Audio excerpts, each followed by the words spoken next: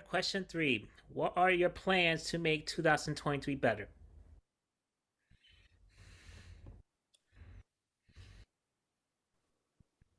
I'll go if no one's going yet. Uh, well, I need to get more like Martin. I need to get more organized. That's something that I definitely do need to improve on. Especially, as I mentioned, how I left the job I had for 2 years full time teaching. So with that, like I said, it took a lot out of me. So I wasn't able, of course, to be home as much as I would like to be. And then by the time, it's the end of the day or the weekend, I'm so drained from the week. So now, I am still in schools, but I'm a substitute different places. So I'm a contractor. And I also am blessed to be able to have off every Friday. So I made sure I negotiated that. So I'm able to also focus on artistic things, but also in the meantime, more time to focus on just my home life to get that together. So I really want to get more organized and, decorate. I really like decorating. So I want to be able to, like, even me going to the dollar store or something like that and just like getting little knickknacks and stuff, just making my space just a bright and happy, environment. Hey, Aisha, I'm gonna let you know.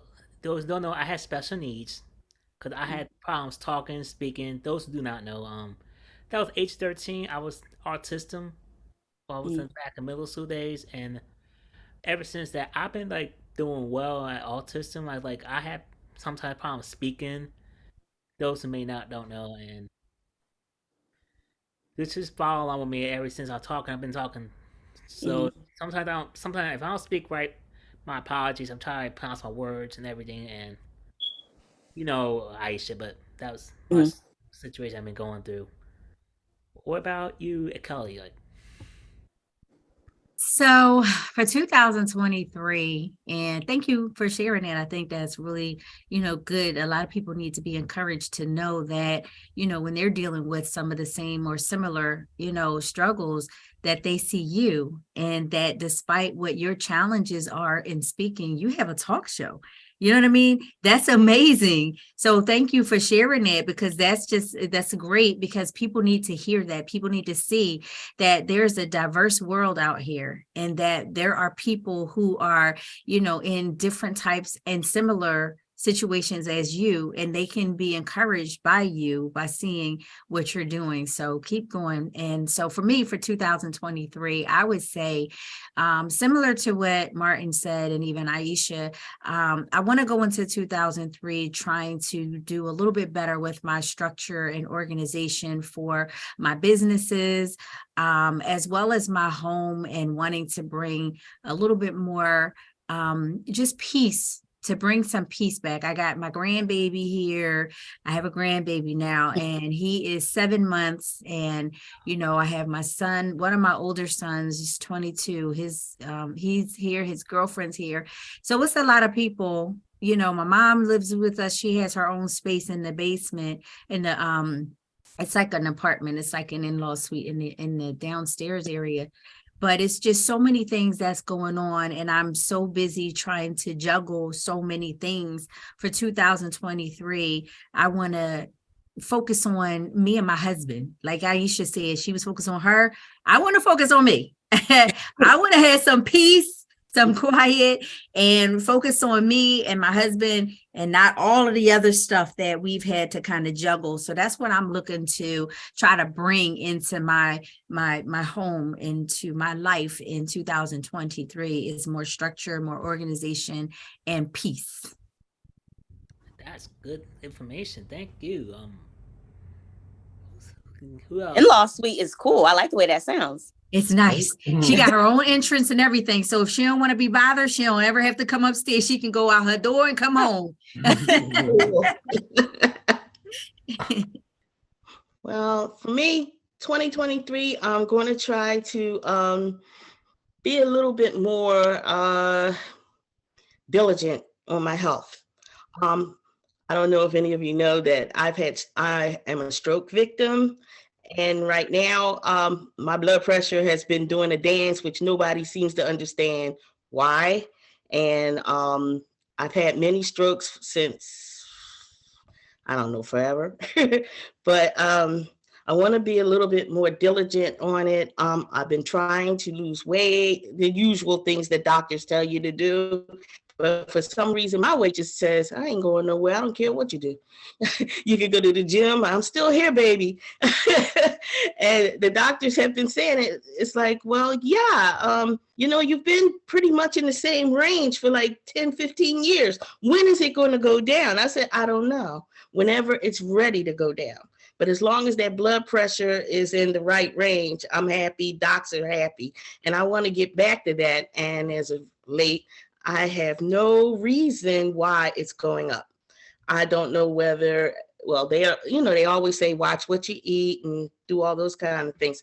But I've been eating this way for a long time. I only eat one meal a day, and it's usually, that's it. It's no snacks, no, and if I eat a snack, so what's one cookie? One cookie, not a whole bag. So, I don't know what's going on. But I want to be a little bit more diligent. I want to be a little bit more diligent going to the gym. I mean, I skip every now and then. Yeah, I go, I don't feel like it. But I want to be like, okay, this is what you got to do. Do it, girlfriend. Stop fooling around. And because I'm a grandmom too. He's 2. And I want to be here for him. And I want to be here for, like Joseph is an inspiration. And I want to have his light. That's what I want. I want to be an inspiration for people. I mean, like Joe, I'm not autistic, but I have my health issues as well. And even though I stutter as well, Joe, don't worry. Like I said, strokes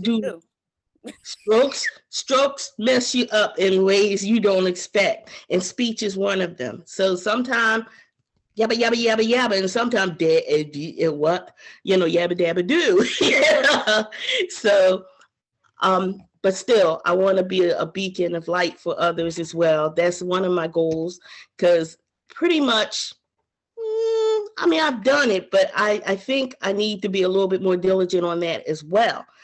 There's other people in this world besides me, and so like you said, Kelly, you don't know who needs your light. You don't know that. But I want to be that beacon already shining, saying, okay, here I am. Let me help you. Let's talk. I don't want to say, hey, look, do you need my help? No, I just want that light to come naturally, and for people to say, yes, I need help. And that way we both shine. That's all I can say. So I'm gonna tell you what happened. I'm gonna tell you my 2015 story. Can I tell you guys 2015 story, guys? It was back to my old job. I couldn't talk at all. My mouth couldn't open at all. For some reason, my saliva would come out all over the place. Seriously, my saliva would come all over the place, and I couldn't eat at all. And at that time, I had to have my phone out and text my mom, and also had to rush in the ER from 2 different hospitals. When I got back from the doctors, I have MS. And that's why I had to, ever since that, I've been taking some fruits and vegetables like the Juice Plus capsules and omegas. Help me keep me stronger, keep me get my body back together and get my body strength back together. That's why I didn't take any medication at all. Ever since that, I've been doing it. And plus, I've been I was doing using Juice Plus in 2015, and then I was doing the business 2018. Cool. That was my story, Michelle. Well, at one point I was trying to say that this man has done a lot. Like he's a beacon, because even with all his problems and everything, you got a business, you got a job, a full-time job, folks, and he's a pastor. That's your training. So these are things that, like people, you don't see it, but he shines. He shines despite his issues. Like, okay, I kind of grew up like Joe. I had polio and epilepsy. I still have epilepsy to this day, which I think are the beginnings of the strokes, because I'm older. I am 62 years old. Yes, y'all, I'm 62. And a lot of people, they're like, well, why are you so giddy? Why are you so happy all the time? I said, because I've overcome a lot of things that you can't see. A lot. Because I could have been like, back in my day, kids like us, would have to be institutionalized. They had a special place for people who can't walk, can't talk, can't do anything. So I'm kind of glad that these things are no longer in place. That those that didn't make it, because I know of a few people who were put away because they had the same thing wrong with them that I had. But my mom said, I ain't putting my child in there. You crazy. I'm not doing it. And thank you, mama, because she was our strength. And she treated me like all the other kids in my family. There's nothing wrong with them, but they're crazy. But I didn't get treated any differently, even though I'm walking around with this nasty orthopedic shoes, and the epilepsy at one point tried to take my life a couple of times, because there's a couple of Christmases I don't remember at all. I was unconscious the whole time. So, I'm kind of grateful for to God, definitely, and I'm grateful to my mom for having the strength to carry on the way she did. She had 6 of us, and I'm the sickest one. I'm the runt, I guess you could say. I'm the sickest one, and she didn't have all the resources, but she had my back. And just like your mom had your back to keep you strong, to keep you where you at right now too. So bless you, son. And Miss Sharon, and what age did the doctor say you weren't going to live past? 10 years old. I wasn't supposed to live beyond 10 years old. They told me, look at God. Yes, I wasn't supposed to be riding bikes. I'm not supposed to be skating. I'm not supposed to be climbing fences and beating up people. I wasn't supposed to do any of that. They wanted to keep me. As a matter of fact, I do remember being 5 and my mom taking me to school for the very first time. And the principal was like, we don't have any facilities for that. At that time, there was no such thing as special ed. They just shipped you away. Okay. And my mom said, there's nothing wrong with my child. She can read by the time she was 4. She's 5. She could read a newspaper, which was true. I was reading. And yet they did not want to take me because there was a stigma about people with a problem with your brain. They crazy. They'll do stuff and say stuff, cause problem. I was not a problem child. I was a quiet reading machine, okay? Everybody's learning A, B, C. I'm like, the cow jumped over the moon. Yeah, they didn't know what to do with me. And there was no mental, like mentally gifted programs either. So that's also special ed, by the way. I learned that through working through the school district. Mentally gifted is special ed. Mm-hmm. So there was no special programs for me to go into. So what they did was they split my classes. I went to kindergarten part of the day and first grade, to keep me on track with the other kids. So, but the teachers loved me after a while. They were like, first they were scared of me because they didn't know whether my epilepsy would come in. They dealt with the polio because you could see that, the special shoe and the brace and all that kind of stuff. But that didn't stop me from running, jumping, kicking a ball. None of that mattered to me because to me it was like, oh, I didn't even know, according, to everybody else, you're special. I didn't think so. I was just a normal kid. I had problems. And as a matter of fact, I didn't really become aware of my problems until I got into my teenage.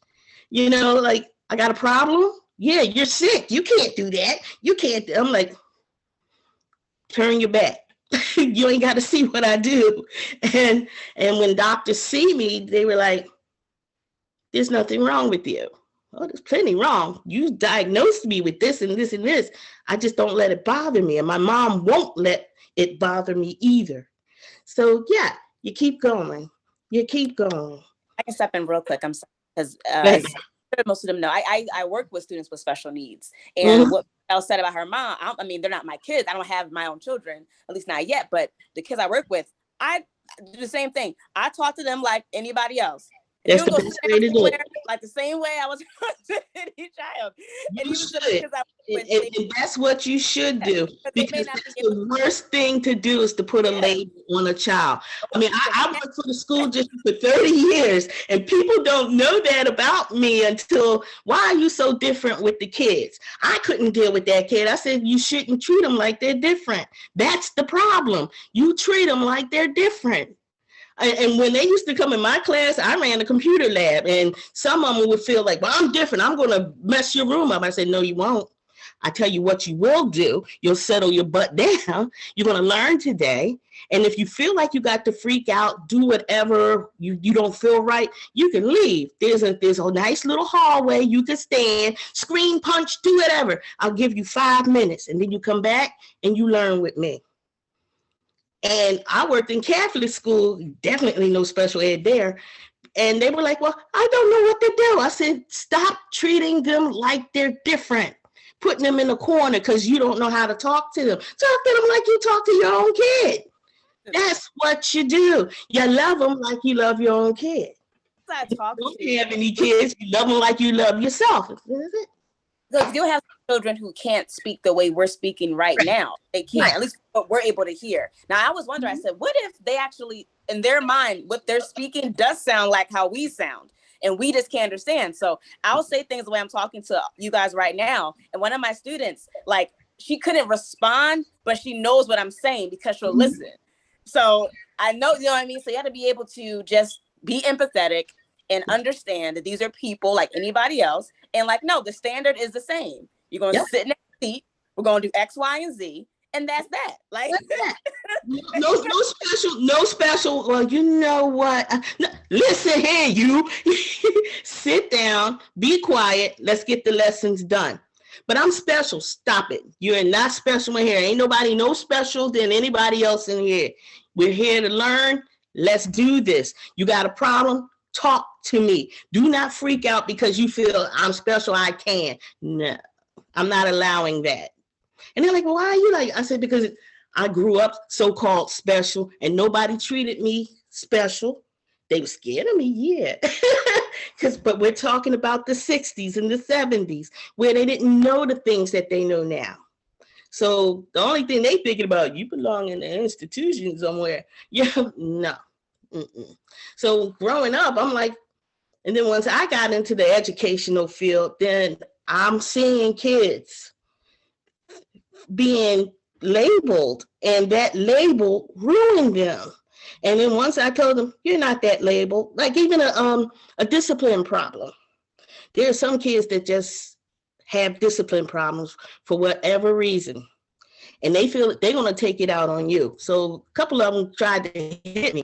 And I grabbed them and slapped the slap out of them, okay? No, I literally like, you think you're going to hit me? I'm going to hit you back. I said, because from where I come from, you hit me, that's what you do. So I let them know the real world and how things go. And then I wound up talking to them, and I found out a lot of them had, oh my God, like one kid was shot in the stomach by the time he was at 5 years old. And he's like, well, I'm from the projects. I got shot. I'm supposed to be bad. I said, no, you're not. You're supposed to be a human being. You're supposed to get your education, become what you want to be. And that bullet wound in your stomach should not stop you from doing anything. You're still walking and talking and eating and doing everything everybody else can do. Don't let that stop you from your dream. And you know what? I ran into him. He's a grown man with his own kids. I'm like, he's like, Miss Clark. And I'm looking, who knows me? I'm at karaoke, by the way. And my students are grown. And they're like, if it wasn't for me, I would have never gone to college. I would have never got my degree. I would have never had my family. I probably would have been out there doing drugs. And plus I'm scared of you because what you said. I said, that's right. I catch you. I'm gonna pop you in your head. I don't want none of my students. I don't want to see that. If you're going to do it, you better make sure I ain't around. And they were like, yeah. So I was scared of that. You kept your promise. So, you know, that's what we're here for. We're supposed to be the light for other people. Like when people feel as though, oh, I got this illness and oh, Lord, my life is up. No, it's not. No, it's not. You got a job to do. Hey, Kitty, you got a job too. On the way. That's my actual cat. The cat I have, Pepper, is my mom's. So yeah, she's all any other time nowhere near me. But now I'm talking here. Of course, you gotta get some attention too. That's their job, to get the attention. Hey, I'm here, I'm a cat, meow. Like, come on. But yeah, Joe, like I was saying, just continue being the light, because like there's people that don't have anything wrong with them, but the world is eating at them. They need to hear this. They need to know. They need to know our backstories of how we started out and what we do now. Like I said, I'm 62 years old. People are like, why are you always so sunny and smart? I got problems too. I don't mind. I get mad. Yeah, I do. But I want to be the light to people. I want to be a little bit better at it. Okay. And you walking around angry all the time won't change anything. You might as well be happy. Yeah. It's like, what's being mad going to do? That's the truth right there. That is the truth. That's what I needed to get better at, because in the beginning, it wouldn't take much to tick me off. And like I said, I'm slowly but surely getting better, because before it was like, they're like, watch her eyes. She's getting ready to explode. So I don't want it to give away all that. You know, I just want to be. Thank you, Michelle. I'm sorry about my either. No problem. Final remarks? We got a mouthful. We got final remarks, you guys. Kelly, Aisha, Martin, final remarks. Only thing I'll just say is, I mean, to sum up everything we just talked about, I believe personally, when you wake up every day and you are able-bodied, there's no excuse to not be successful or productive in life, because there are people who don't have that ability. So be blessed in wherever you are, and understand that in itself is just a reason to be the best version of yourself. Okay, Kelly, final remarks. I think, Martin, did you want to say something? No, I was letting Michelle rock out. I mean, she just had a testimony and a half, and that was good. So I mean, we could just keep it moving. But yeah, I feel you on the blood pressure thing, and you're just a miracle child, whatever. So it just turned out just to be awesome. So I mean, that's just great. But I don't know, Kelly, you can give your final remarks, and we'll go on from there. Oh, you're on mute. You're on mute. Oh, hold on. Sorry, I got it. Yeah, thank you. So yeah, I first I gotta say, Michelle, you look amazing. Okay. I would never have thought that you were 62. So kudos to you. You might think that you need more for internal health, but external, you look great. I have to tell you that. We all are working on the internal part. But I just wanted to just be encouraged, everybody. And we all have something. None of us are perfect. We all have some kind of medical, some kind of something that we are all dealing with, but just be encouraged and don't let those medical things define you. Don't let them determine the extent to where you can go in life, because that is not the case, because there's so many people with so many different medical issues, some worse than others, that are doing amazing things. So just be amazing with what you have. That's my final remarks. Good, Kelly. Thank you. Last one, Michelle, Martin. Am I off mute? I'm off mute. Okay, well, I'll just say, Joe, as always, I'm off mute, right? Yeah, I'm off mute. Joe, as always, this is a great show. I'm glad we were able to come together again and share. I think this is always productive when you have these type of shows, because, you just learn new stuff, whatever. And I know this is going to be played on Philly Cam and all over YouTube and everything else. Definitely. So hopefully somebody gets something out of this. I know I did tonight, so I appreciate it. And I hope everyone just has a blessed and Merry Christmas. Well, same to you. Hey, don't forget, make sure you watch the first episode that I did on YouTube in the beginning. That's on YouTube. Oh, yeah. About that. Within hours, the numbers of views jump. We are now at 640 something within a week or 2, 3 weeks. Yeah. But the first few days, the first couple of hours, we jumped to 50 views within an hour. And now we're at 600. So, yeah, keep it going, y'all.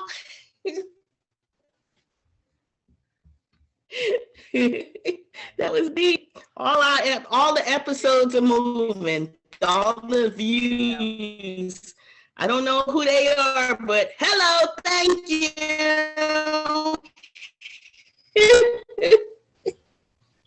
That's awesome. This is Joseph Luciano, Kellie Miles, Aisha Saran, and also don't forget, make sure to get this book out Is at that what? Amazon. Please, I encourage you to Uh-oh. get this book. Something's wrong with my mic. It's all right. Oh, got 1 minute left. No, get this book, guys. Get this book. It's encouraging. And then Martin Lee, thank you. And thank you for joining Connected During Crisis. And I'll talk to you soon. Have a nice day.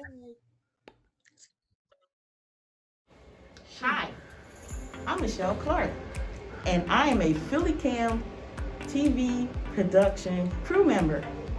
Why don't you join us at PhillyCam? You'll enjoy it and you'll have a lot of fun. You'll meet people, you'll see some stars every now and then. So come join us at PhillyCam. See you next time.